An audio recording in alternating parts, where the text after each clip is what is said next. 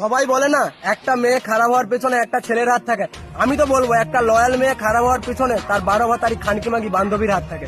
তার কারণ একটা মেয়ে তোমাকে মন থেকে ভালোবাসে, তোমার সাথে অনেকদিন সম্পর্ক চালিয়েছে, অনেক বছর সম্পর্ক চালিয়েছে, কিন্তু তার বান্ধবী তার বয়ফ্রেন্ডের সাথে দেখা করতে হবে, বলবে চল আমার সাথে চল। যে বলবে আমার বয়ফ্রেন্ডের সাথে যে ছেলেটা এসেছিল ওর সাথে প্রেম করবি, আমার একটা বন্ধু আছে তার সাথে প্রেম করবি, আমার এর সাথে প্রেম করবি, আমার বালের সাথে প্রেম করবি, সব সময় তাকে অ্যাপ্রোচ করতেই থাকে।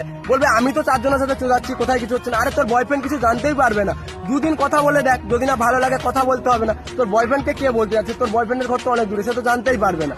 আর এমন ভাবে ঠিক একটা মেয়ে কথা বলতে শুরু করে, কথা বলতে বলতে ছেলেটার থাকে এবার লুকোতে শুরু করে। আর একটা মেয়ে যখন একটা অন্য ছেলের সাথে কথা বলে সেটা মেয়েটার ব্যবহারেই বোঝা যায়। বাট মেয়েদের বুদ্ধি আটুতে থাকে, এমন এমন কাজ করে, ছেলেকে ব্লক করে ফোন করবে, ফোন করে বলবে যে বাবা ফোন করছিল, রাত 12টার সময় বলবে যে মাসি ফোন করেছিল তাই অন্য করে ব্যস্ত ছিল। যে ছেলেটার কাছেও মেয়েটা ধীরে ধীরে খারাপ হয়ে যায়, যে ওই মেয়েটা আবার যেই ছেলেটাকে ভালোবাসতে হবে সেই ছেলেটাকেই শত্রু ভাবতে শুরু করে, কারণ সেই ছেলেটাই ওকে এবার প্রত্যেকটা জিনিসে বাধা দিতে সন্দেহ করতে শুরু করে। দিয়ে ওই মেয়েটা এবার অন্য একটা ছেলের সাথে যখন দেখা করে যখন ওর সাথে কিছু শারীরিক কিছু করে নেয়, করার পর তখন মেয়েটা আগের যে ছেলেটাকে ভালোবাসতো তার সাথে ব্রেকআপ করতে চায়। এভাবেই ধরতে গেলে একটা মানে ভালো মেয়ে, লয়াল মেয়ে, সে খানকিতে পরিণত হয়। আর একটা ভালো ছেলের জীবন যার কোনো দোষ নেই কিছু নেই, যে মন থেকে 100% ভালোবেসেছিল, সেও নষ্ট হয়ে যায়, সেও খারাপ হয়ে যায়।